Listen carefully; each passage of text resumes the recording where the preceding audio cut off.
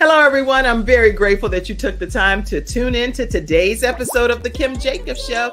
Listen, we have a great show lined up for you. I'm your host, Kim Jacobs, better known as the Balance Doctor. And all of our guests that come on, they're either people that have overcome some tremendous odds in their own lives as they balance this thing called life, or they're experts and they're here to share tips and strategies that will help you better balance and manage your life. Grab your virtual seats and let's get ready for some real, relevant, and relatable content on today's episode of The Kim Jacobs Show.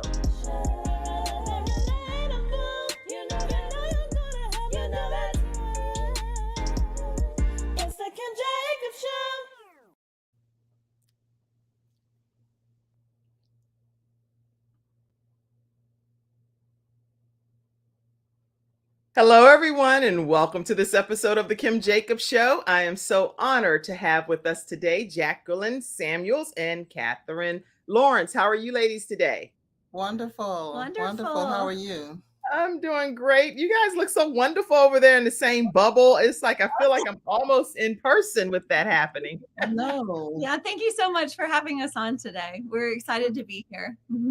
I'm super excited to have you. Where are you all located since you're there together? We're in Dallas. Actually, it's South Lake, Texas, but yeah, Dallas, Texas. Yes. Mm-hmm. Okay. And so, how's the weather out in the Dallas, Texas area right now? Hot. It's hot, right? It's hot. You can tell in Texas, like we're not ready for summer temps yet.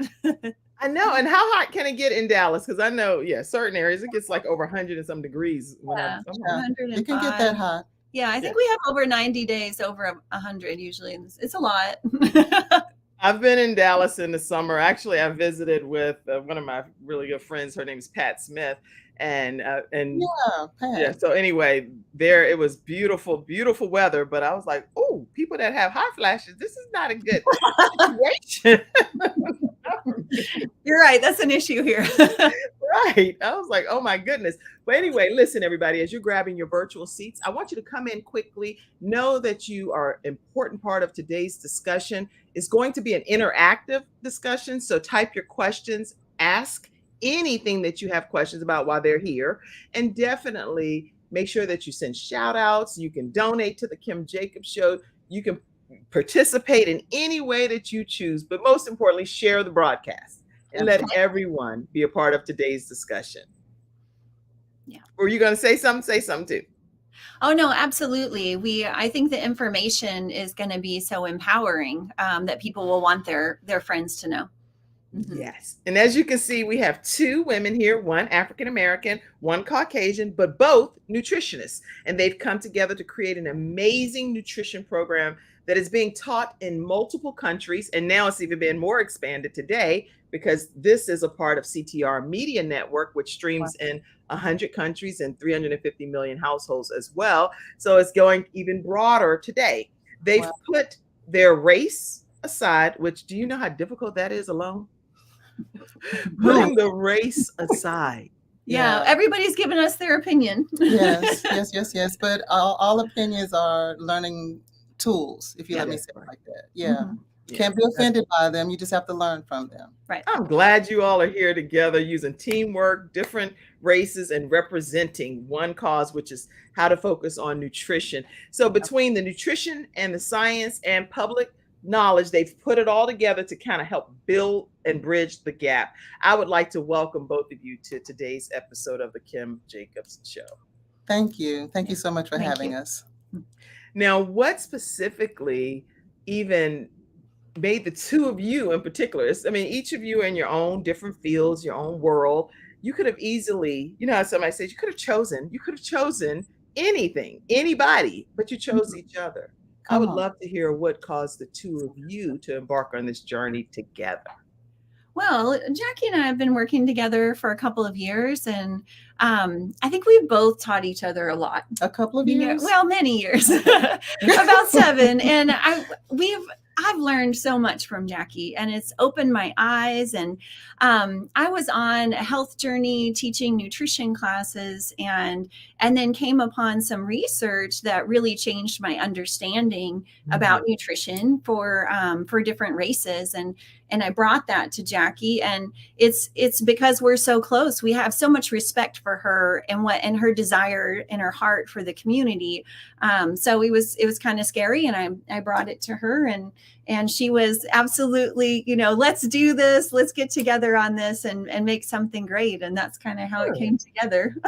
Your version. What's your version of the story, Jackie? Because everybody have their version. It's kind of like marriage. You'd be like, that's not how we met. No, that's not. But Kim, what she said is accurate. But what's so funny is that I said yes, not knowing what I was saying yes to. Right. My yes to Katherine was predicated is predicated on my trust in her and my belief in what she does. Right. But I had absolutely no idea what I was about to walk into. And if I tell you that, even saying that I wouldn't take anything, the old saying say, I won't take nothing for my journey. Come on, because it has really, really opened up a door that I didn't even know existed in my own life. So, so she was asking me to do one thing, but, God meant for it to be something totally different and even more than what we could ever expect it to be. And isn't that how God works? He allows our paths to connect with people, and we don't always know what the reason is, but there is a reason behind it. We just may only know in part, because we're like, what in the world am I connecting with Katherine for? And what am I connecting with Jacquelyne for? But you have no idea really how big the impact is going to be, or how impactful it's going to be to the world once you actually collide at the level that you two have. And it would only work with his plan for this, because in the beginning I was like, no, I'm not the right person to do this, like put this on somebody else's heart. And when I finally brought that to Jackie, she said, no, ma'am, like you're the person to do this. We're going to do this together. And I kept talking about it. Like I kept trying to just pass the information on for someone else. And God just wouldn't let me go. but Jackie respected that, and she answered that call, and then we concluded like, well, we have to do this. We have to do it. Yeah. Well, it seems like you two complement each other very well as well, because usually when you have like people that work together, there's sometimes like a power struggle. It's like, okay, I am here and you're here, versus we are lockstep and we're a team. And I really love the synergy that I'm already seeing between the two of you. I do know that you are more like the science behind everything, Katherine. So you're going to be telling us about the science perspective. And then Jacquelyne, if I'm understanding correctly, you're the person with feet on the ground and officially executing the plan. It's one thing to have a masterful plan, but somebody has to execute, right? Absolutely. Yeah. So together you all have a dynamic duo going on. So what we're going to do, everybody, I can already see comments coming in. Let's take a moment and acknowledge some of those. I see, this is great. Let's see. I see Virginia Rutherford Hall. You say, hey, love. Hey, girl. How are you? So glad that you tuned in today. And Vanita, let's see. Let me pop some of these comments up. Vanita says, good morning. Beautiful ladies all the way from Florida. She's visiting in from. Hi. Toya Bailey, she actually teaches financial literacy workshops, and I can imagine her partnering with you all on your projects. And she said, awesome topic. Awesome. And my mom said, good morning, ladies. Hi, Mom. Hey, in advance, Mom. Happy Mother's Day in advance. Okay. Let's see. Cynthia Lennox said hello and good morning as well. Good morning. So glad to have you all, and you all keep your comments coming. If you do want to pop on the screen, say you want to come in as a guest and you want to join today's broadcast and the discussion directly with these powerful women, you can just copy and paste this link that I just put in the comment section. It'll bring you into our discussion. Okay. Excellent. All right. So we are going to take a quick commercial break. And when we come back, we're going to hear more from Jacquelyne and Katherine. When we come back, Jackie and Katherine, what I want us to talk about is the state of health in the African American community. So whichever one of you will talk about that, that's kind of what I want to talk about. We'll be right back. When someone has lost a loved one, they want to know what exactly happened. They want to know is the other person going to be held responsible? And they want closure. At Hunter and Everett, we help clients that have lost a loved one move on, and to do that with dignity and respect that they deserve.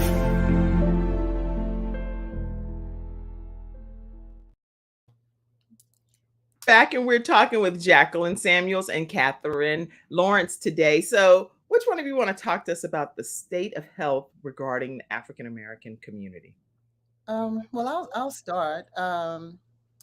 First of all, we know that the number one disease that's plaguing our community is heart disease. Yes, heart disease. That incorporates the high blood pressure, strokes.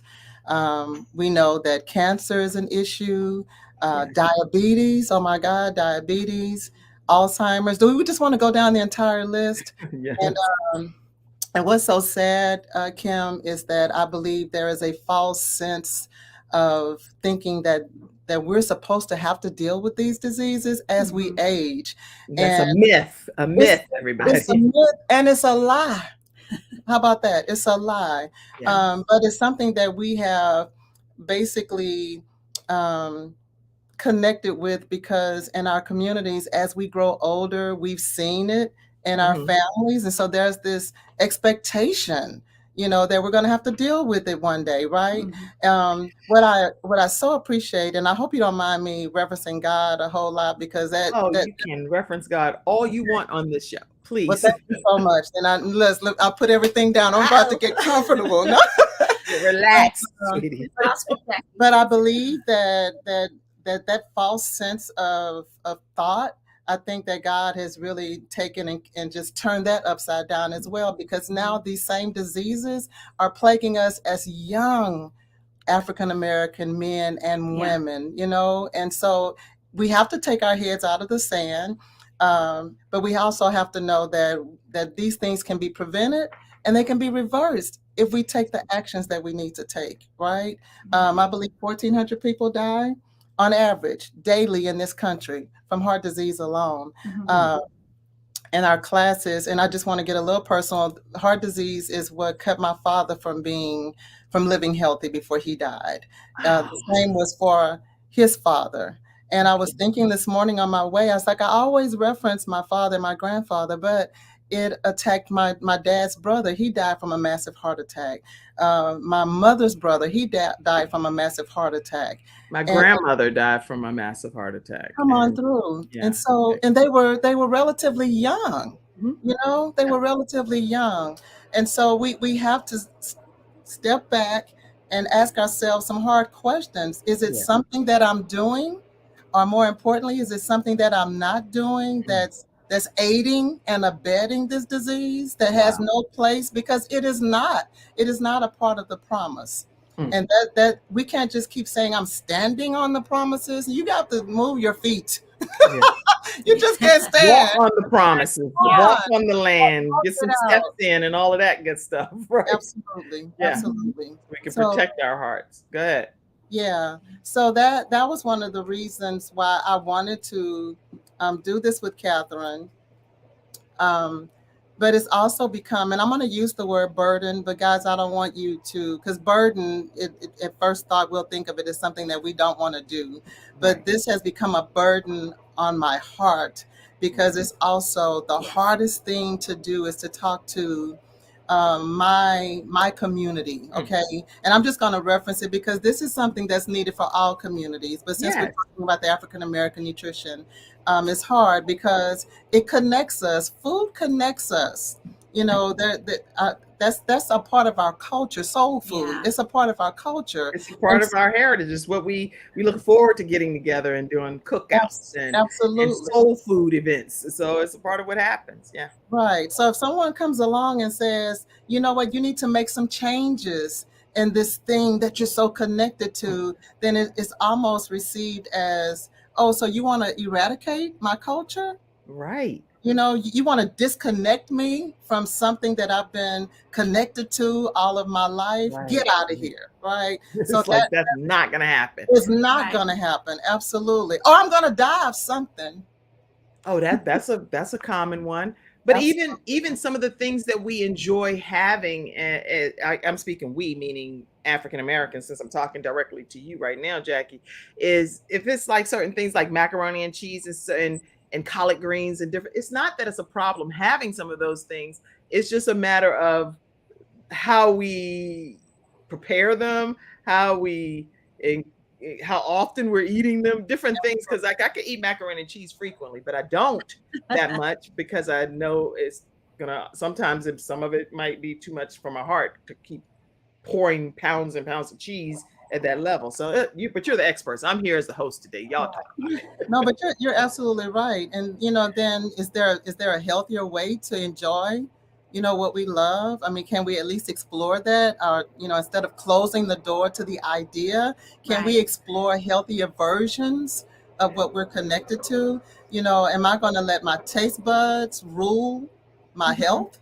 Well, okay, I do need to stop you for 1 second because I am guilty of this, and you all put it in the comment section if you do this. If I go to a restaurant and they have macaroni and cheese on the menu, I always ask the server, is it like grandma's baked macaroni and cheese with the orange cheese, not with the milk and I don't know, whatever other kind of cheese Parmesan? That's not what I'm talking about. Right, yeah. The good stuff, right. Yeah. Is anybody else guilty of that? Please put it in the comment section because I am. Yeah. You want to chime in on that? Sure. Well, I mean, for starters, I'm originally from Louisiana, so I have a strong appreciation of all of these traditional soul foods because I grew up eating many of them.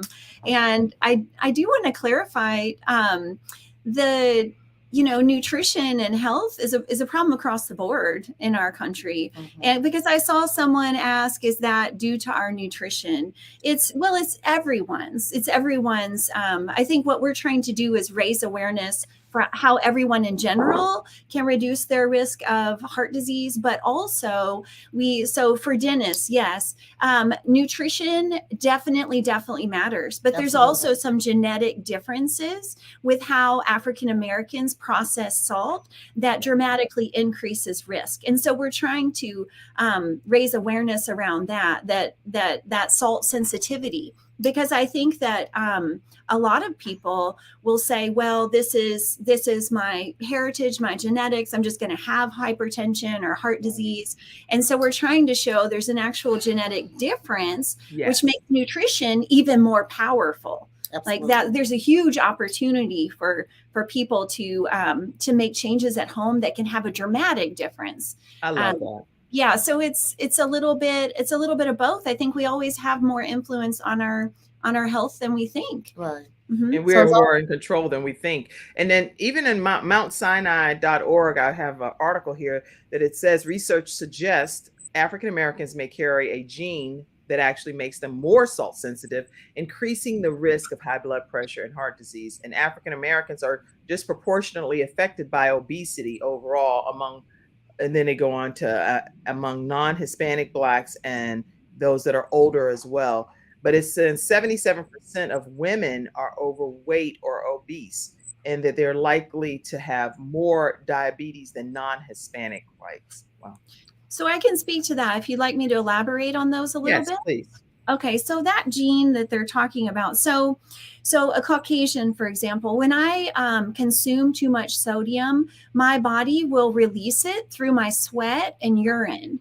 Someone of African descendancy from West Africa area specifically, which is about 90% of the African Americans here, what happens, it's a different gene. It's called RAAS, renin-angiotensin-aldosterone system.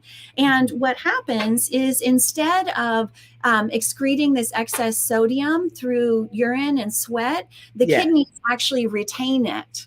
And so what happens when the kidneys retain that sodium, it increases blood pressure. And if you think about the hot environment in Africa, you need to hold on to that. That's the design, is to hold on to that. You wouldn't want to sweat out all that sodium. Right. And so it's this genetic difference that makes African Americans actually more salt sensitive. which I think is important to know. It's not hypertension that's genetic, it's salt sensitivity. That's what's genetic. And so there's a lot of opportunities there to reduce sodium in the diet and do some other things that help to naturally lower blood pressure. So that there is a gene, and it's called the RAAS system. And it's a hormone system technically that does that. And then also, you were talking about obesity. There's a lot of new research coming out lately on African American women, as far as how they will process leptin. And leptin is an important hormone that controls hunger and can turn it off when you're full, or when you don't need to consume more calories. And so this is, I would say, a new and emerging field in nutrition science that they're looking at, that there is some sort of genetic difference with leptin production in African American women. And so it can be more challenging. It can be harder for them to lose weight. But also from there, I'm going to say one more thing. Our BMI system, our BMI charts, the body mass index, those are, I'm excited about this. They're looking at, and some have been created, different BMI charts for different ethnicities, for Hispanics and for African Americans. It turns out their BMI can be higher before having a significant risk for some of these diseases than Caucasians. And then Asians would actually be lower. And so I think understand, as the public is getting knowledge of that, know, Jackie and I talked about it, she said, well, why does it matter that the BMI charts might not be accurate? And I said, well, it matters for everything, because that's how a doctor diagnoses. But yes, that's huge. Yeah, it affects insurance rates. It affects, like, if you're getting life insurance, what your projected lifespan is. And if the BMI charts were created around Caucasians, which they primarily were, it puts African Americans at a disadvantage because those numbers will appear to skewed. Be more negative. Absolutely. Yeah. In a much negative way, but then again, I guess it depends upon the person's body, because if I get my BMI results on my paperwork, then I can also look at my own gut and say whether it matches what that particular chart is saying. So I think that's giving fair balance here. All of the numbers aren't so off, if that makes sense. So it should be that it's close, but maybe close, but not close enough. But it shouldn't be that it's like a 20, 30, 40 point difference in the BMI either.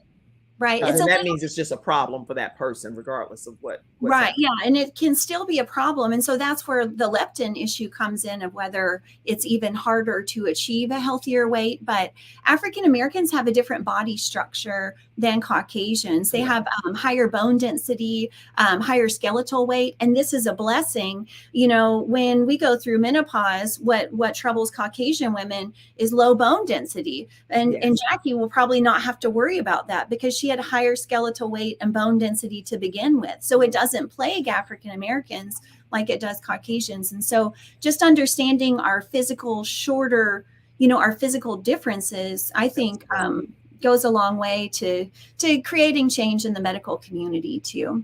I think that's very enlightening. And I was looking here online, and it's saying that this hormone is released, the leptin is released from fat cells into adipose tissues, and it signals the brain in particular to an area that but it still doesn't affect necessarily the food intake from a meal, but instead it acts as a way to alter the food intake based on everything what you're saying here, which broke it down nicely.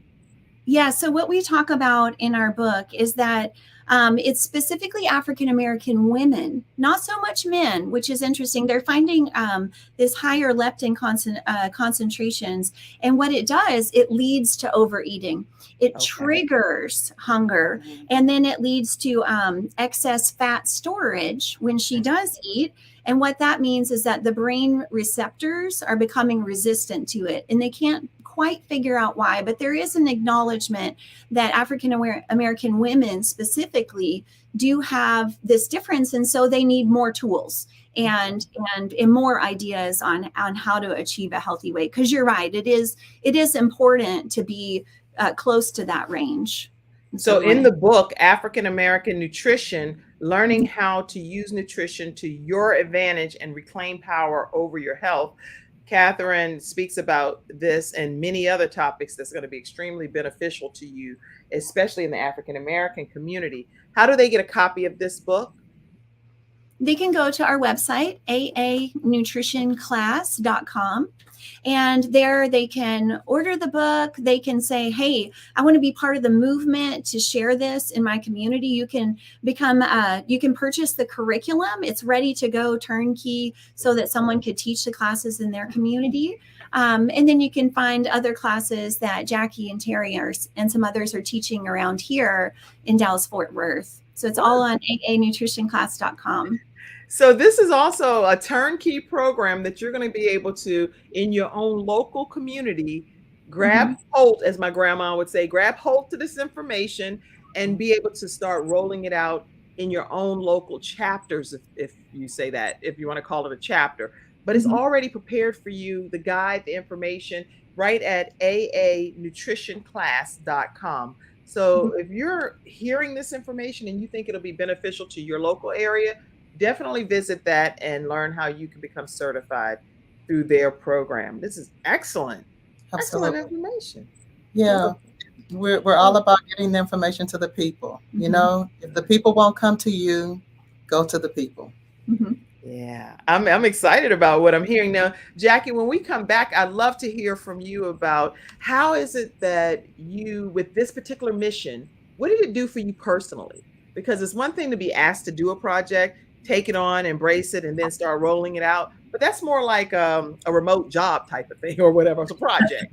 But you took it on at a different level and it impacted you personally. So when we come back right after this commercial break, hearing from Silver Shield Security, then we're going to learn more about Jackie's personal journey. We'll be right back. I have peace of mind with Silver Shield Security, which has been protecting my family and home, along with servicing the Carolinas for over a decade. Silver Shield Security knows the importance of convenience and safety. Whether you live in an apartment or home or run a business, they are here to protect you from unwanted intrusions and fires. Call now at 704-440-4688 or visit the website at www.silvershield-security.com. You can use my promo code #ToneX and get 1/2 off your installation price. Don't forget to ask about the new no money down options. Let Silver Shield Security help to give you peace of mind, just like me and my family, and keep your business safe. All right, everyone, we're back and we are talking with Jacquelyne Samuels and Katherine Lawrence about the importance of nutrition, especially these free resources that are available to the African American community. So Jacquelyne, talk to us about your personal journey and how this impacted you. Oh, how much time do we have, Kim? We got plenty. So go ahead and say some stuff. So I think I mentioned earlier that in my own personal life, heart disease and high blood pressure is a major issue on both sides of my family, maternal and paternal, right? So of course, I just had this false sense that, you know, this is just something that we're supposed to live with, right? Right. At the age of 40, and this is another thing, guys, be careful what you allow to enter your ear gates, okay? Because sometimes it will catapult you in a direction that wasn't meant for you to take. And what I mean by that, in my 20s, I was told to expect everything to start breaking down at 30, right? And at age 29, I cried. It was a horrible age for me because I knew it was the last of my 20s. But what was embedded in my mind was that my life was supposed to start crumbling at the age of 30. But I say that to say, at 39, 3 months from turning 40, I was diagnosed with high blood pressure. My blood pressure was 170 over 100 when it was taken this particular day. I went to see my gynecologist, and for the 20 years of my adult life, I always had a clean bill of health. But for some reason, this particular year, May of 2001, I was diagnosed with high blood pressure. I didn't have a medical doctor, so my gynecologist recommended one. I go to the new medical doctor, Wow. and when you go to a new doctor, guys, the first thing you have to do is fill out your little family history. Yes. Yeah. So I had to answer the questions, and pretty much everybody in my family had high blood pressure, from parents to grandparents, siblings, cousins, the whole gamut. Right. So when the doctor finally came into the room to see me, she just looked at the paperwork and she says, "Okay, I'm going to write you this prescription." I'm like, "Ma'am, where is the blood pressure cup? Can you please take my blood pressure?" But Again. right. Well, see, her nurse did it, right? But Mhm. I guess she was just going off of that. So she gave me a prescription. Kim, I threw the prescription away before I left the office. Okay, I was just righteously indignant. I'm I'm not dealing with this. doing it. I'm not taking any I medication. do not receive this. Right. So, but in my defense, I knew I had to do something different. So I came completely out of fast foods. I started exercising, which I hate, and hate is a strong emotion, but I mean it with every fiber of my being. I hate to exercise, but I committed to walking. I said, I'm going to walk 6 miles a week, whether I do it all in one day or in the 7 days, but I committed to that. I did not go back to see my doctor, my gynecologist, until a year later. Okay. I thought I was at my healthiest weight. I'd gone down a couple of dress sizes at that particular time, and I get there, they check my blood pressure. I'm 170 over 100. Ah. Yeah. Now I So knew that threw you off, because you knew you were doing everything right. I knew it, right. Oh. And so, but I did my research, and the word blood is in blood pressure, and they're going to try to tell me that I have high blood pressure because my daddy had it, and it's not even in the blood, and I was just going off. And my doctor, she sat there patiently and she said, "Jackie, you're right. It's not a blood disease." No. She says, "But it is a genetic disease." Mm. When taken out of my cell, Mm. I waved my white flag. I said, "Okay, give me the prescription. I'll start taking it." I thought I had no choice, right? Right. One pill at one level, they increased the dosage of that one pill after a few months, and then that increased dosage turned into a second pill after another few months. The blood pressure would not come down. I was on my way to a third pill, and then I had an epiphany. It's a Okay. gene. It's a gene. Where was it for 40 years? I didn't eat it. Right. It was a part of my genetic makeup when I was in my mama's womb. Right. So where was it for 40 years? And I thought, Jackie, something about your actions, your lifestyle, and your eating habits gave life to something that had always been inside of you. Yeah. If that's true, and I believe it to be, if it's true, then something about my lifestyle and my eating habits can put that baby back to sleep. Mhm. I can't get rid of the gene, Kim. That's good. You preaching right there now, Jackie. I can't get rid of the control Right. that gene had on my life. So Good point. fast forward some years, Mhm. I went to have my colonoscopy this past September the 13th. I feel like the Temptations, that song, "It was a day in September." Yeah. That day And you'll always remember. Always. Now I'm going to remember You your gotta remember. colonoscopy date. But it was September Oh my 13th. And I'm sitting there, and the young man comes and he takes my blood pressure. And I always brag that my blood pressure is truly the silent killer, because I never had symptoms of it. Right. So it was asymptomatic, which doesn't. Absolutely. So, Absolutely. So he takes my blood pressure, and at that particular time, it was 185 over 115. okay. I know. That's a lot. Kim, That's dangerous. you Yeah. You're near death. I mean, you don't know what's going to happen at that point. And to this moment, I don't know why I didn't say, "Listen, let's do this another day." But I clearly thought they would have said, "Let's do this another day." But they didn't. So you still now went forward with the colonoscopy? still went forward. But can I tell you that I started making, phone calls? "Do you have my sister's number? Mhm. If something happens to me, please get it." I didn't know if I was going to come out of that procedure alive. Right. Right. Right. So I did, praise God, I did. I called Katherine on that day and I told her what was going on. And she says, Jackie, she says, the medication is not going to help you. She says, you're going, she said, will you not go out to eat for 2 weeks? Oh, I could do that because I didn't really eat out that much anyway. Right. Eating is not my thing. It's That eating. wasn't the problem for you. It wasn't the problem. It was, Right. but eating more of the good stuff was the problem. Okay. I wasn't doing that enough. Right. And that goes back to training our minds and having coaches and people helping us along that process to just think differently. Absolutely. Absolutely. But Kim, guys, can I tell you that I went to bed every night for weeks, not knowing if I was going to wake up the next morning. My rested blood pressure for weeks. And I started taking the medication. I'm like, you know what, Katie, I know what she said, but I'm taking this medication because I need this stuff to come down, right? I need, right, because you're nervous. Right. Right. But my rested blood pressure for weeks was 170 over 100. And I know that's the magic number, but that's my number. It just stayed there. Right. Then I finally, on January the 28th, I decided, you know what, Jackie, you need to just go in full force on more plant foods. Okay. Right. I have a Cajun background. My mother grew up and was raised in southern Louisiana, and then I have the soul food background. So my father was northern Louisiana. So food and lots of it, and meats and butter and just all that stuff. Right. All that good, cheese, all that, the stuff that just makes me really think about home. Right. That's an innate part of me.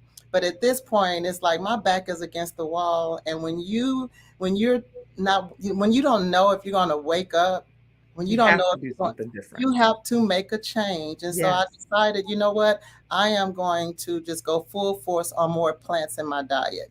And now when I say something like that, Kim, the first thing someone will say to me is that, are you telling me that I'm going to have to give up everything that I love? Are you trying to change my life?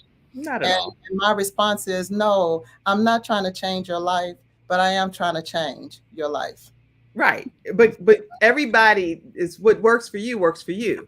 What works for somebody else may be totally different. So it's no condemnation or judgment. It's just some solutions that can help your life be better. That's good. Right. We kind of lost you a little bit. Yeah. So I knew that. So eating more plants lowers my cholesterol. Eating more plants lowers your blood pressure.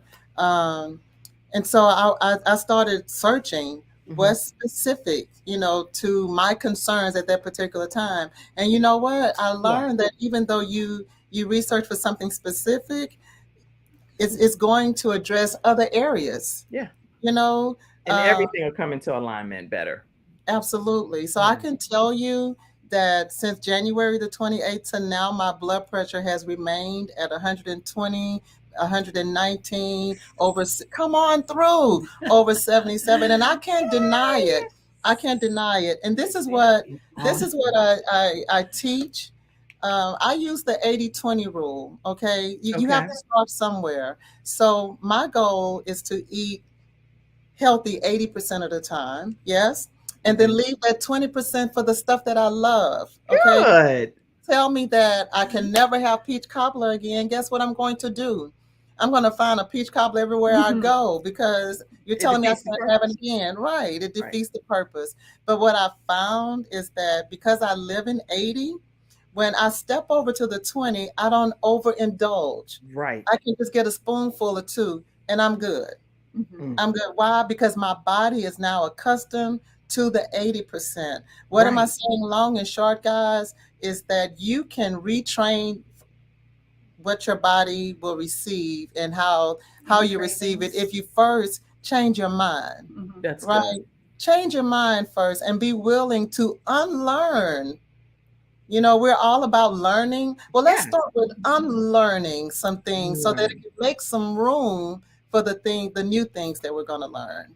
I love it. Now, I know we heard from her African-American perspective and how it actually helped her personally, Katherine, on her journey. Jacquelyne, I would love to hear from you, being Caucasian and doing all of the research and the science behind everything that you've learned along your journey. How has working with Jacquelyne and learning more about the African-American community kind of humbled you in your experience through research and stuff. So when we come back after this commercial break, I'd love to hear your perspective on things. And I do have a question that came in from Toya Bailey, and I want to see if we can get that answered. How do you turn that off? What is that, though? I don't know what that is. I think she means the genetic difference. Oh, how do you turn that genetic difference off? Right. I can answer that too when we come back if you'd like. Okay, yes. So right after this commercial break, Toya, we're going to hear the answer to your question, and we're going to hear from Katherine's perspective on how she's been humbled in learning more about her research. We'll be right back to hear more from Confidence Tones. We'll be right back. Welcome to Confidence Tones, where we use a proprietary audio development formula called audio immersion to provide an experience that's designed to help quickly and effortlessly generate positive change in the subconscious mind when used correctly.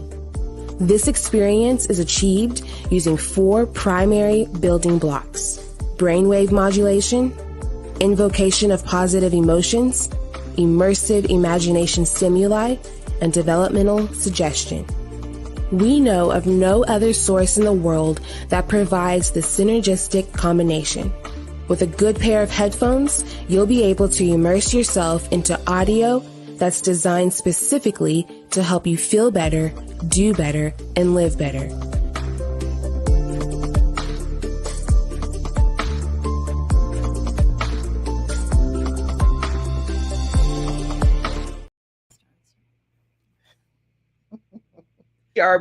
We are back. And listen, Confidence Tones, if you want to learn more about how they work and how to get them, you can go to visit definitelyconfidencetones.com, but you can also call Dr. Jody Baer at 800-820-0584 or visit her website at drjod.com.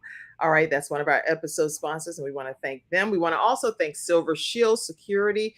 That's silvershield-security.com. There's no contract needed to have security in your home.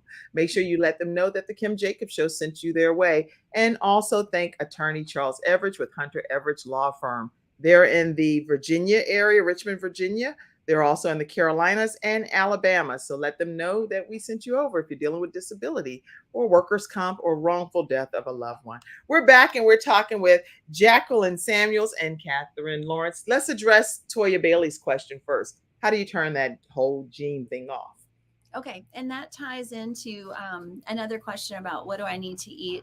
So what we educate on in our classes as far as turning it off is a couple of key things. So one would be increasing fiber. We need to get to, research shows we need at least 40 grams of fiber a day, and most Americans only get about 10 grams. So look at where you can get more beans. Fiber is only found in plant foods. So look at where you can get more of those, because that's going to help to naturally remove excess cholesterol, and it brings down blood pressure. Also, I want to read from the book. There's some specific plant foods that are potassium rich. The reason that's important is because potassium rich foods, they actually relax the blood vessels and they encourage sodium excretion through the urine. So they help the kidneys to release that.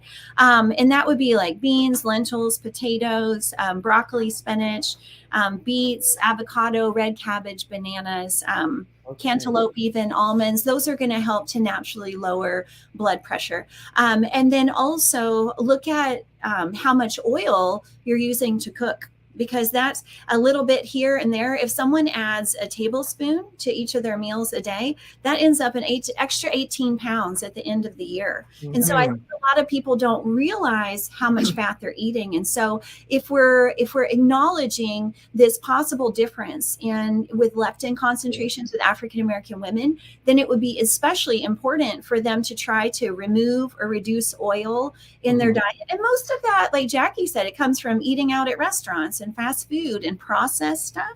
Yes. And then not using it at home, and then increasing fiber and those potassium rich foods, because that fiber is going to help her fill up faster. Absolutely. And that actually will have the opposite effect of the leptin. So fiber is really important for telling our body, okay, we're full, and fiber comes in foods that are naturally low in fat. So that those are some of the key things. That's really good. And somebody should type that in the comments section, like 40 grams of fiber. 40 grams of fiber daily is what a minimum goal should be. And that's really good. And Toya Bailey said, thank you so much for your answer. Cherie said yes to everything you all are saying. Toya also said, I was told to use avocado or coconut oil. Is that good to use? I would recommend going for the whole food instead. Instead of avocado oil, that's just 100% fat. I would go for the avocado. So you get the fiber and protein. Most of the nutrients in a plant food are attached to that fiber. So anytime the fiber is removed, like to make a juice or something, you're losing a lot of the nutrients. So my preference would be for you not to add any oil if this is something you're struggling with, and just get the avocado so you get more fiber, and really focus on beans. Oh my goodness. Okay. And Vanita said, what are the best things to eat and drink to help control high blood pressure? Okay. So that's the potassium rich foods that I mentioned. Not having added oils, increasing fiber. And this is going to be an uncomfortable one. Looking at dairy consumption. There are. Now you don't went too far. I got ice cream. Put on your seatbelt, everybody. Put on your seatbelt. I was like, see, we were smooth now. We were doing good. Don't leave us. Stay with us. Stay with us. Okay, go ahead. Now you done mess with my ice cream. Go ahead, Katherine. Okay. And your macaroni and cheese. All of it. I love mac and cheese. I just make it. We have a healthier version in this book. Okay, good. Get the book, y'all. Get the book.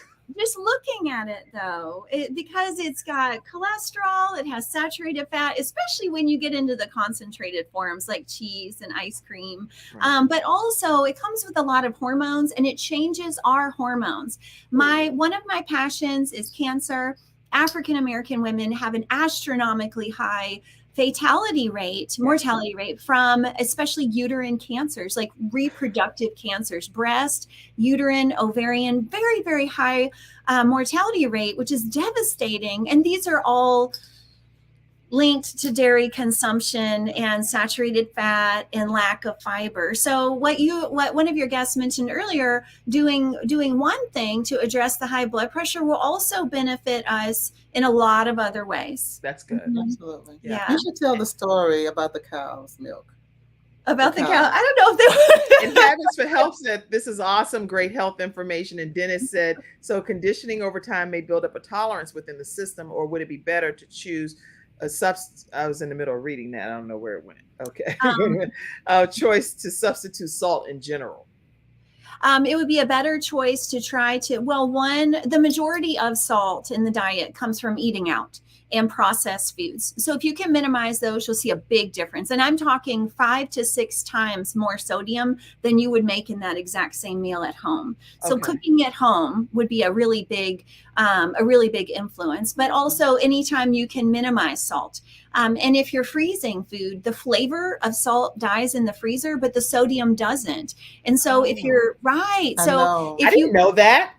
So that's why these TV dinners, they're so high in sodium because they've got to add about 3 or 4 times as much as they need so that some survives the freeze. And then what happens, Kim? And then it's bland, so we put more salt on it. Yeah. So if you're meal prepping, cooking ahead, you don't want to salt your food before you freeze it. Anything that you can cook at home, or just using whole foods, you're not going to get all this processing where sodium is added.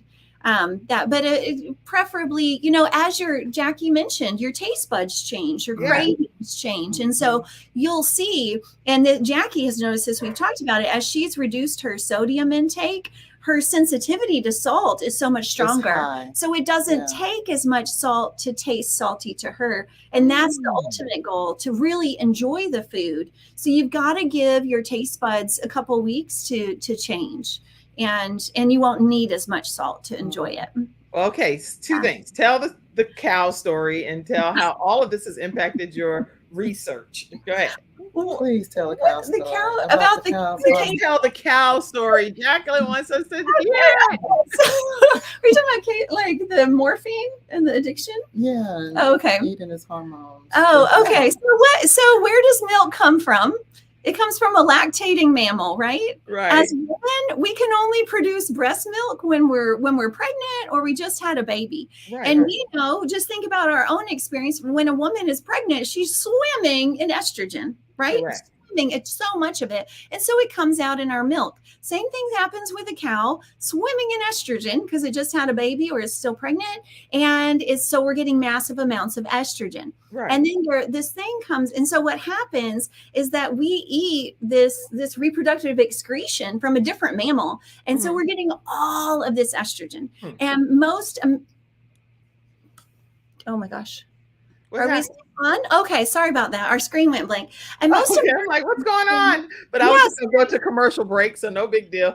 most American women have way too much. We're in estrogen dominance. And this is all of our reproductive issues, fibroids, cysts, PCO, all that, infertility, everything.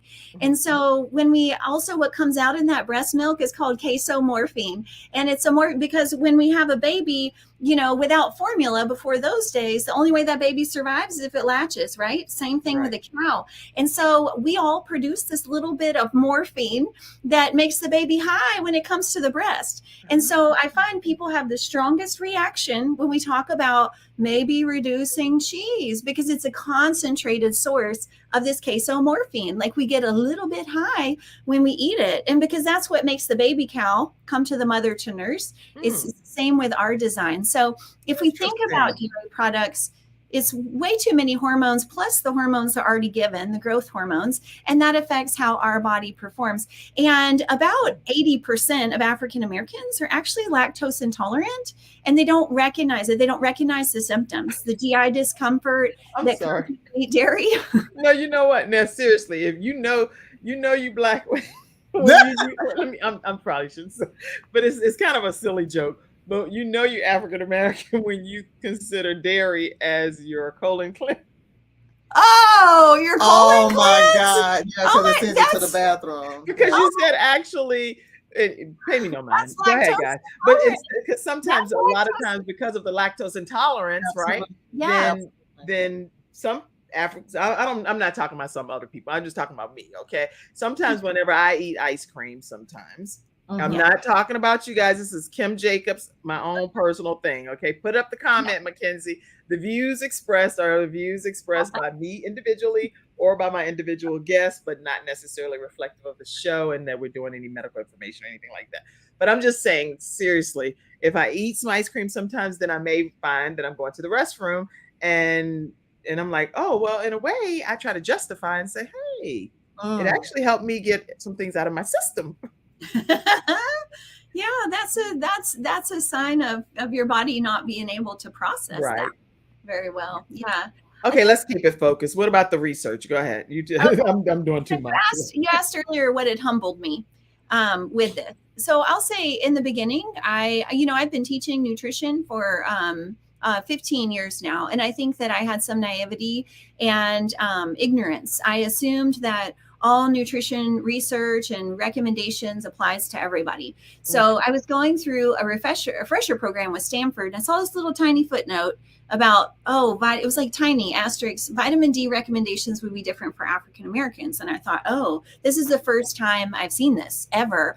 And I started digging into it. And then I was learning about cancer rates and blood pressure differences. And it opened my eyes to so much. I realized that one, I had made assumptions that nutrition is the same for everybody. And the common threads are the same, but different things are more effective for different cultures. But also I recognize this glaring lack of nutrition research on the African American community. There's just not enough research to support these differences and exploring those. And so that was humbling to me. And then I really understood what institution. I think for the first time, you can read about it, but I really had to get into the science, and I understood how there's institutional racism in the medical community, and it's not always intentional. I'm not saying that. I'm saying differences, a lack of understanding. Like, I want to give you 2 examples if I can. Blood pressure medication should be prescribed differently for African Americans, we know, than for a Caucasian. And many doctors are not aware of this. And they're prescribing like the same type of blood pressure protocol. But we know that African Americans, they respond better to diuretic type water pills, and also calcium channel blockers are more effective for that community than for Asians or Caucasians, for example. So that was one difference. Another one is, do all OBGYNs know that African American women have a shorter cervical length? It's about 27% shorter. That's extraordinary when you consider that is huge. And what that means for a doctor to know that means that an African American woman is at much higher risk of preterm birth. And what happens with premature babies? The lungs are the last thing to develop. And so what cascades down from there? Higher rates of asthma, higher rates of SIDS, astronomically higher rates of lung cancer later, even though smoking rates are dropping. And so this all can stem from a woman's cervical length. And so that's so important. I think it opened my eyes to how in depth this goes. And I could go on about BMI and things like that, and how many changes need to be made, but along with research specific to this community. And I thought to myself, does Jackie know? Does Jackie know that her risk of cervical cancer is 9 times higher than mine? You know, does Terry know? I didn't know that. Did you know it, Jacquelyne? I did not until recently. Not until she tells you. I'm so grateful you're here. It sent me on a personal mission. Does Terry know about blood pressure and how maybe she needs to be more careful with salt than I do? And all these women that I know and love and care about, this information they didn't know, which tells me their doctors might not have known. And where I've learned from Jackie that a lot of health information in the African American community comes through the church. Right. And that's a huge part of education on health. And so maybe this is something that we need to get into the churches to empower men and women. Absolutely. But there are specific risks for African American women that are very, very concerning, and I think need a lot more attention. Wow. Mm-hmm. Okay. Well, this is so enlightening. Everything that you all are sharing here today. I want to pop this QR code up and tell them, when you scan the QR code, what's going to be the information that they'll get, Jack. So that you'll get contact information from me. So I am a certified nutritionist. I am available to teach these classes locally, and I'm even willing, with some conversation, to travel to other areas. Mm-hmm. Yeah. So if you would like to bring this class, and maybe you just want me to come in and help you get it started so that you can teach it in your own communities, then I'm available to do that as well. I am so excited about that. And then who are these people to you? I want to pop them up. It's Mama. So now you want to make me cry. So to the left of the screen, that's my grandmother. And to the right of the screen, that's my mom. Yeah. Happy Mother's Day. So my grandmother is no longer with us. She passed away from Alzheimer's in 2008. My mom is epileptic. She had aneurysm surgery back in 91. And it's one of those things. That's why I keep saying, we need to just do some study and get into what is the root causes of things, because of her surgery for years, we thought that was just her demise, that this is just the way she'll be the rest of her life. It was going to be.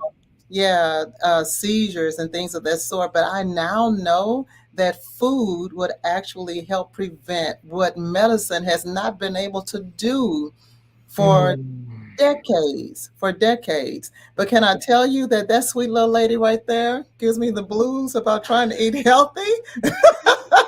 I love her to death. But yeah, happy Mother's Day, Mom. Yeah. Well, I didn't want to end, the episodes without just putting a couple of things up here. I did see too that you've lost significant weight, Jacquelyne, and so I have found, I think, a picture. Please tell me, I may be wrong. Look at that. Picture So of you. Go ahead. yeah, I'm not 142 anymore. So I'm like right at 154. But yeah. That's Yeah. amazing. You look But I want, amazing. well, thank you. But I want you, I want everyone to know that eating healthy is not necessarily, and it shouldn't be your focus about just losing weight. Your focus should be becoming healthy. And if you focus on one thing, there's a deluge of benefits that will come along with that, right? Yeah. Because I think that if we just focus on a certain size or a certain weight, that keeps us topsy turvy all the time. We're always up and down, and we can never get to a plateau. But if my focus is that I want to keep my blood pressure down, that I want to do the things to prevent Alzheimer's, because there's a propensity that I have that gene, that I want to do the things that I need to do to prevent diabetes, because my paternal grandmother, she passed away with the diabetes, so she Right. called it the sugar. Kim, you heard of it, the Yeah, just sugar? a little bit of sugar. I had Mother Love on my show one time. She said she's half the size because she cut down just a little bit of the sugar. Yeah. Yes, yes, yes. Yeah. But the biggest takeaway, everyone, is that you just need to know that genetically you can be predisposed to it, but the control, you can't. If it has control, it's because you're giving it control. You're giving it. Wow. I'm really grateful for the information that you all are sharing here today. And I found another picture. I'm thinking that, are you a mommy to these people? I am, yeah. Before I got healthy, I was diagnosed with infertility and stage 4 reproductive disease and endometriosis. And I was told I would never have kids and I needed a hysterectomy. And thankfully I got connected with a nutritionist who started me on this journey. And these changes that Jackie and I are talking about, they'll change a lot of things in your life, not just your blood pressure, but they reversed all of my reproductive problems. And I went on to have these 3 crazy wild boys. And what a blessing they are. I was told that I would not have children as well when they removed a portion of my ovary doing a cyst that had gotten so large that was the size of a grapefruit. Oh. And they took a portion of my ovary, and when I came awake, they told me I would not be able to bear children. And needless to say, I actually have become the mother of 5 amazing children. And so I have lots of gifts that came out of my body.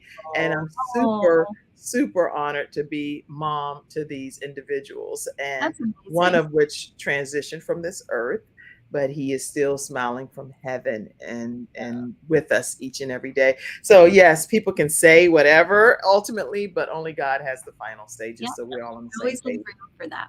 And speaking of transformation, this is Cystic Fibrosis Awareness Month, everyone. And 3 of my children live with this disease. They have been kicking it in the head. So one of my sponsors for this episode is one of my sons, Jeremiah Jacobs, and he helps with websites and things. And I'd love for you to check out his page. He's a digital marketer. He's an actor and an avid fisher. So JeremiahJJacobs.com is his site. My daughter, Jayla, there, she kicks cystic fibrosis in the head as well. And I just wanted to put their pictures up because cystic fibrosis is a disease that's mucus is sticking to their lungs. And there, you talked about salt sensitivity. They have to have excessive amounts of salt so that they can just function and be able to even breathe and have airway clearance and all of those things. But this is my other son that fights cystic fibrosis, and it looks like a nude picture, but since it's nutrition that we're kind of talking about today, he went on his own health journey. And as one of our episode sponsors, MajorPT.com, and he has transformed through nutrition. And that's why I'm going to connect him with you all for sure, because he's transformed through nutrition and has lost over 100 pounds. And he teaches people how to help with their transformations through exercise, but mainly through that nutrition. So I'm going to have him connect for your course and become maybe one of the spokespeople or advocates because Yeah, he could teach it. That'll be Absolutely. amazing. I bet he commands a lot of authority with sharing his story. So powerful. Yes, so many parents and people that have diseases and different things and disabilities, they reach out to him for inspiration, and he's helped raise over $2.2 million with the Cystic Fibrosis Foundation because he fights that disease himself. So anyway, I have one more picture here I wanted to pop up. I just want to say too, I love the entrepreneurial spirit that you've instilled in your children. Like, I love it. I love it. They're all out building their own futures. They are, and he's a student at UNC Charlotte, and he's also dual certified with NASM, National Association of Sports Medicine. So I'm going to connect you all right when we get off, because he would probably love to get the book and have that turnkey system that he could be doing that in his teaching. So that's why I'm saying this today. Okay. All right. I wanted to pop these two last pictures up too. Who is this? I hope it's somebody. That's my mom. That's Hi. You look so much like her over there. I said this has to be mom. Thank you. I do want to say she's been battling Parkinson's for 20 years almost, and we've been slowing the progression of that, fighting that, and nutrition makes a big difference for her. You know, just knowing. I think just when someone realizes, oh, I can have an influence over whatever it is I'm going through, even if I can't get completely rid of it. It matters for quality of life on that journey. So thank you for showing that picture of her. I didn't know. I said, let me just see him just being a nosy talk show host over here, looking and deep diving. And then I also saw this picture. So we have 5 kids together, and this is also a boyfriend and a girlfriend. They're going to get mad. We put this up there, but these are our miracles. Without these amazing things that have happened in our life due to food, it would be we wouldn't have all these blessings. And we have 2 young adults that are ours. Cody is 23 and Courtney is 25, and it's exciting to see them making healthy choices for themselves. I think that generation, they think about food differently than we do, and they're more conscious about it and more empowered. So that's probably one of my proudest things, is that my adult kids who can choose what they eat still choose well. That's good. And I'll put this picture only because it's my mommy up here. And I said, I want to at least show my mom. Sometimes I don't get a chance to show her. And I am so honored to have my mommy here as well. She is so beautiful and so young. Is that mom right there? That's my mom. Yeah, that's my mom. I thought that one was you, the last one. Yeah, and then she's fun and just a great overall mom. My kids were like, Grandma, you might want to get out of that car. It's going to go fast. Wow. And just in getting prepared for Mother's Day, I just want to say I believe I have the best mom in the world. I'm sure we all feel that way. Absolutely. And I'm honored. All right, y'all, we have been on for a while and I've had a great time. I know it's time to close it out. I don't want to go. But how do people join this movement? Because I think it's a movement. How do they join it? Yes. They can go to aanutritionclass.com. And that's where you can find the book. But if you really want to join the movement and make a change, follow what Jackie's doing, become an instructor, get the curriculum so you can just pour into your community. So that's all on aanutritionclass.com. And I think connecting with Jackie too, she's a master at delivering this. It's very sensitive. It's sensitive information, especially when we talk about people's food. And so she has some amazing insights to share, which are also shared on that page when people sign up to teach the curriculum. We show an example of Jackie teaching the class. So it's very easy. It's very easy. People, and they want to know. They're seeking out nutrition information now. Yeah. So, and you all screenshot this QR code. Let me remove this so you can get the full image. And that's going to take you to Jackie's page directly. So just screenshot that, let it take you right over to her page so you can stay connected with her directly, and make sure you all get a copy of the book. You have it over there in your possession. Just put it up, flap it around for a second while I go back and grab it. Yes, African American Nutrition. It's very specific to African Americans. Anybody can benefit from it. but definitely geared towards African Americans. African American nutrition. Learn how to use nutrition to your advantage finally, and reclaim power over your health. This is a book by Katherine Lawrence. Will it get autographed if they reach out to you and get a copy? That website comes through the publisher. But if they want to message us on that website, we can just send one from us. I'm happy to autograph it, and Jackie too, of course. Yay. Well, this has been incredible. I do want to let you all know tomorrow and Friday, we have some amazing guests coming on as well. And one of which is going to be a mom of cystic fibrosis daughter. And she battles that disease. Her name is Rebecca Lewis. She will be on tomorrow to share their incredible story of how Cystic Fibrosis Awareness Month is here, but how she deals with it as a cystic fibrosis mom. I'm going to be sharing some information about me and my 3 children as well. And on Friday, a tribute to all the moms. We have a mental health specialist that's going to come on, Natasha Halliday. We have Rita Garnto, who's going to come on and share some self-care tips for you moms on how you can be a little more balanced in your life. And we have our sunshine expert, Athena Robertson. She's going to be talking about some joy that moms can experience during this Mother's Day time. So I am excited that you all took the time to be here today. You have blessed us tremendously. Thank you for having us. Yes. Yeah. And if you all enjoy programming like this, the only way we can continue to thrive. And thank you, Dr. Paulette Harper. You poured into the Kim Jacobs Show yesterday. We don't take it for granted. And any of you all that donate, it helps with the production and everything that we're doing to keep the program thriving 5 days a week, every weekday. So please make sure that you all donate to the Kim Jacobs Show. Cash App, $ Kim Jacobs Inc., PayPal.me/Kim Jacobs Inc., or you can go to Venmo at The Kim Jacobs Show and even become a Patreon member, patreon.com/The Kim Jacobs Show. We stream on iHeartRadio, Spotify, SoundCloud, all of those audio podcasts too. So that's why I like to say it out loud, since I know you're not seeing the screen.